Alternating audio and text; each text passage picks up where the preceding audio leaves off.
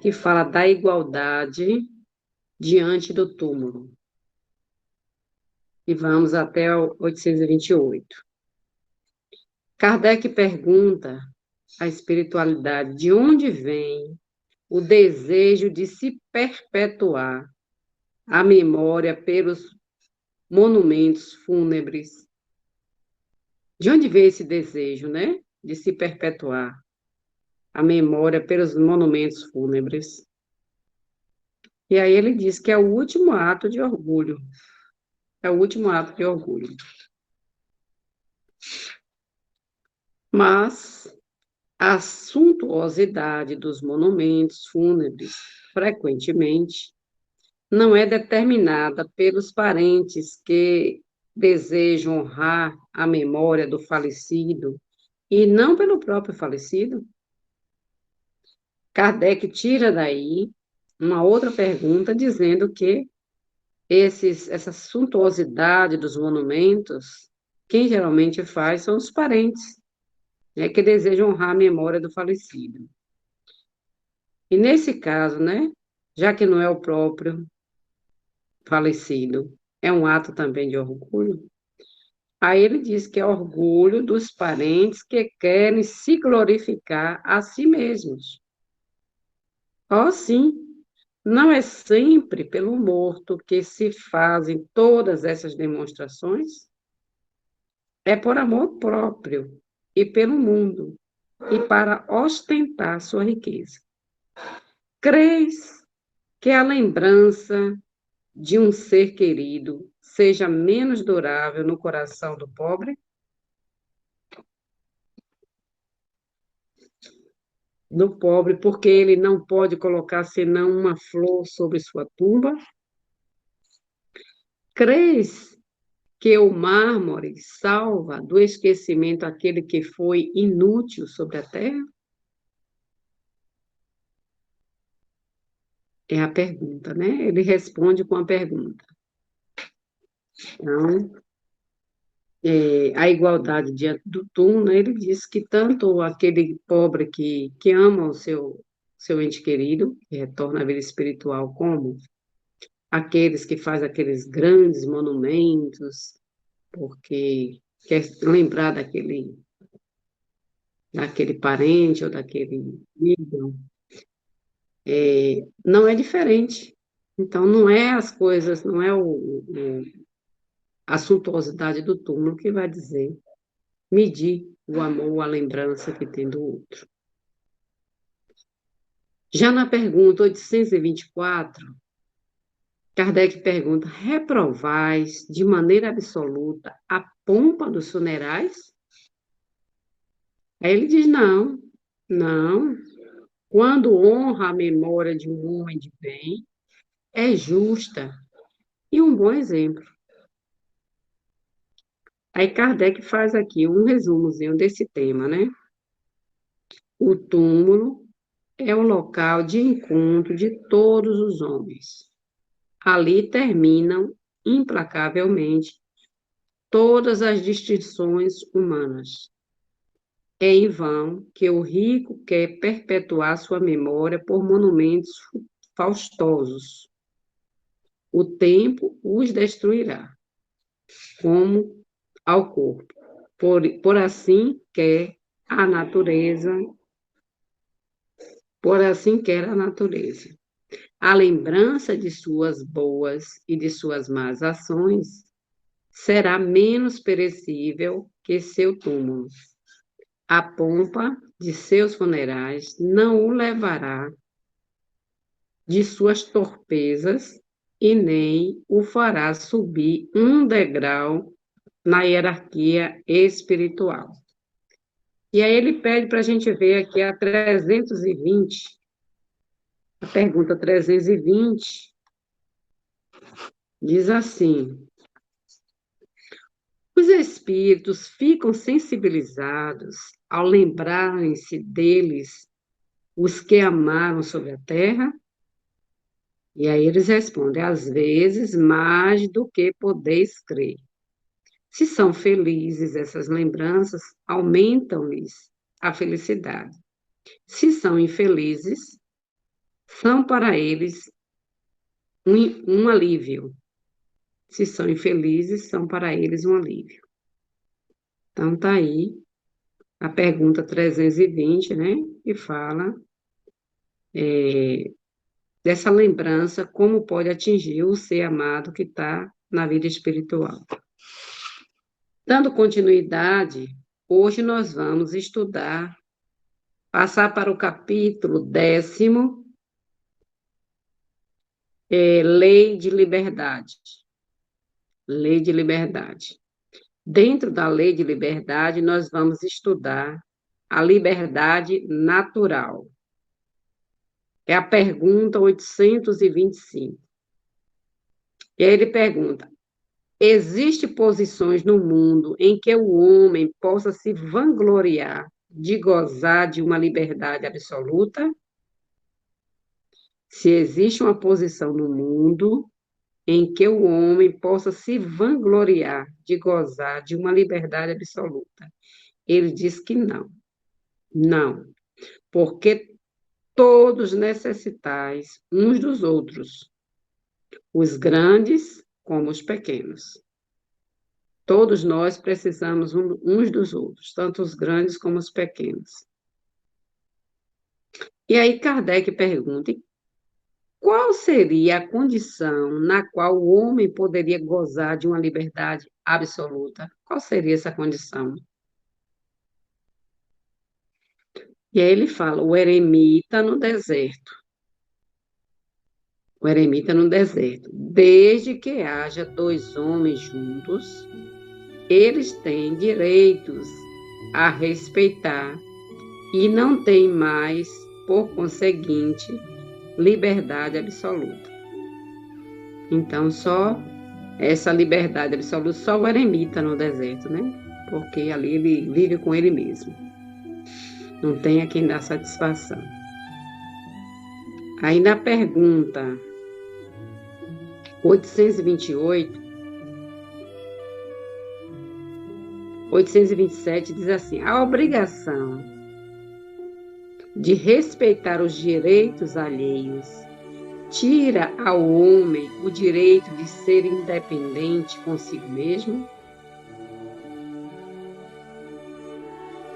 É bem interessante essa pergunta, né? Se a obrigação de respeitar os direitos alheios, o direito do outro, tira ao homem o direito de ser independente consigo mesmo?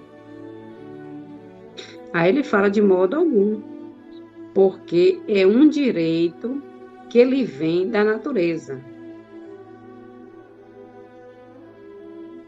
Então, não tira esse direito de ser independente, né? Só não traz a liberdade absoluta. Por quê? Porque você está convivendo com outras pessoas, outros pensamentos. Aí vem a pergunta 828. E como conciliar as opiniões liberais de certos homens com o despotismo, que frequentemente eles próprios exercem no seu interior e sobre os seus subordinados? Como conciliar essas opiniões liberais?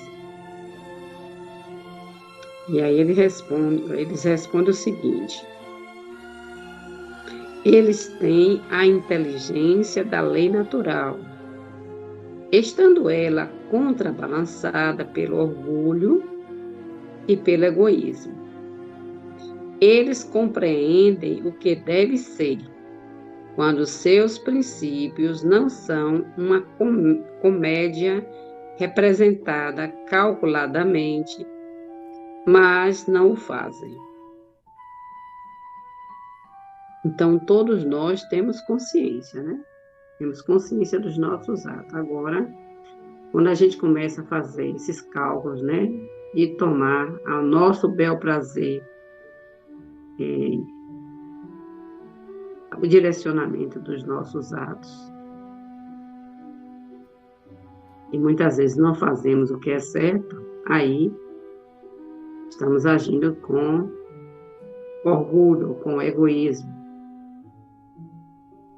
Aí Kardec pergunta: ser-lhe-ão levados em conta na outra vida os princípios que professaram neste mundo?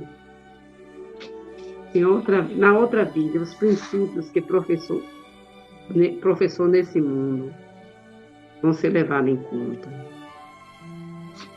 E aí ele diz: quanto mais inteligência tenha o homem para compreender um princípio, menos é excusável de não aplicá-lo a si mesmo. Digo-vos, em verdade, que o homem simples, mais sincero, está mais avançado no caminho de Deus do que aquele que quer parecer o que não é. Então, para chegar ao caminho de Deus, precisamos buscar a simplicidade e a sinceridade. Sermos sinceros. Aí vamos avançando mais no caminho de Deus. Gente, amanhã a gente vai estudar, dentro da lei de liberdade, a escravidão. Quem puder ler amanhã, né, já começar a ler, é importante. Nós vamos ficar aqui na pergunta 828. Pedimos que releiam o que foi estudado hoje, para que a gente possa ter um melhor entendimento. Vamos agradecer a Deus, ao Mestre Jesus, aos nossos amigos espirituais e pedir nesse instante, interceder por todos os nossos irmãos que se encontram em estado de perturbação, a todos aqueles que estão desequilibrados, desorientados, a todos aqueles que estão obsediados, fascinados, deprimidos, aqueles que se entregaram ao desamor, que nessa entrega buscaram equivocadamente o suicídio, encontrando o vazio, o nada, a dor, o sofrimento. A esses nossos irmãos, Senhor, te pedimos a misericórdia. Misericórdia a todos eles, Senhor, para que caiam em si, para que busquem a misericórdia, a ajuda, e que eles possam também buscar o arrependimento, a reparação. Senhor Jesus, nós te pedimos ainda pelos nossos irmãos viciosos e viciados, a todos esses nossos irmãos que buscaram o caminho da criminalidade, do roubo, da sexolatria, para que eles possam, Senhor, despertar a consciência, compreender a sua origem. Pedimos ainda, Senhor, por aqueles que adentraram o mundo dos vícios lícitos e ilícitos, se deixaram escravizar pela drogadição, levando famílias inteiras a derrocar. A todos esses nossos irmãos, Senhor, nós te pedimos misericórdia. Pedimos ainda pelos doentes do corpo e da alma, todos aqueles que estão hospitalizados, nas UPAs, nos PSF, nas policlínicas, nas emergências hospitalares, nas UTIs, nas salas de repouso, nas salas vermelhas, salas de diagnósticos, a todos aqueles que estão com doenças em fase final, a todos aqueles que estão doentes em seus lares, sem condição de ir ao médico, todos que perambulam pelas ruas, doentes, sem condição de tratamento. Misericórdia, Pai. Derrama tuas bênçãos sobre todos esses nossos irmãos. E pedimos pelos médicos, enfermeiros, técnicos, pessoal de limpeza, maqueiros, toda a equipe do SAMU, toda a equipe do Corpo de Bombeiro, toda a equipe de policiais, a todos esses profissionais, Senhor, escolheram como profissão cuidar do outro, para que eles também sejam protegidos e amparados, para que, estando bem, possam se doar mais e possam também acolher aqueles que chegam buscando seu atendimento, seu conhecimento. Pedimos ainda, Senhor Deus, por todos os presidentes de todos os países e todas as autoridades que juntos tomam decisão. A esses irmãos, Senhor, que escolheram como missão essa missão muito difícil,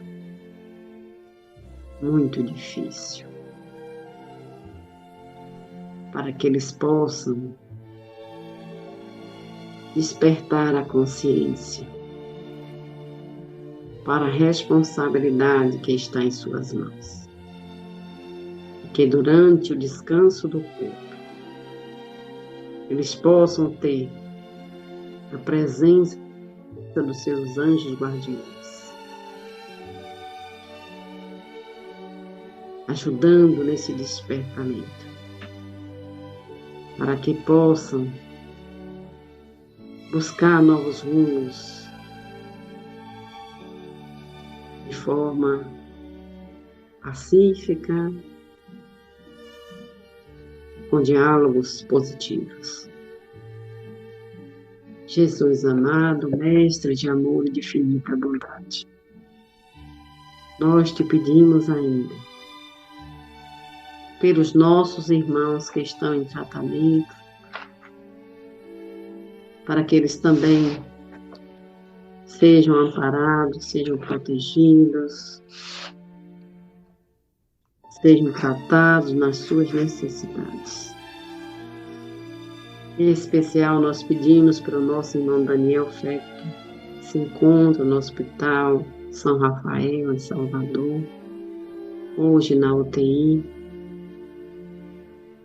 para que ele possa, Senhor, encontrar paz interior, que o seu anjo guardião se faça postos, que ele possa ter a resignação, a aceitação, a pacificação interior.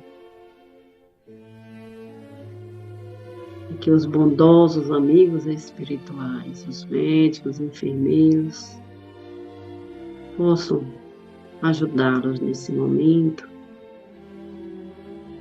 de prova difícil. Pedimos ainda, Senhor Jesus, pelo nosso irmão Clarival Vidal, que está em tratamento, pelo nosso irmão Rauster Morim Alfano, também se encontra em tratamento.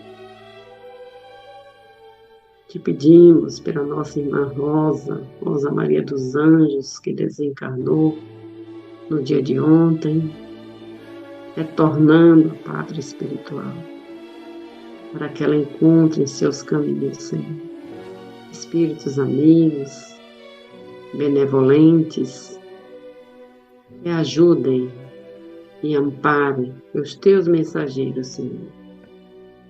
Possa amparar nossa irmã Rosa, com a permissão do Pai. E assim, amorável Mestre Jesus, estamos chegando ao nosso final de vibração da noite de hoje, te pedindo por todos nós, todos os nossos que fazem parte do grupo, para que a nossa água seja fluidificada, as nossas energias sejam revitalizadas, para que tenhamos uma noite de paz e equilíbrio, com a presença dos nossos anjos guardiões. Viva Jesus! Agradeço a presença de todos e amanhã estaremos juntos, nesse mesmo horário. Muita Viva paz. Jesus! Viva Jesus! Paz. Boa noite a todos. Boa Boa noite. noite. Até amanhã. Até amanhã. Boa noite a todos. Paz, Boa noite. uma noite de paz para todos. Boa noite a todos. Boa noite de muita Boa paz. noite. Boa Boa noite. noite a todos. Até amanhã. Até amanhã.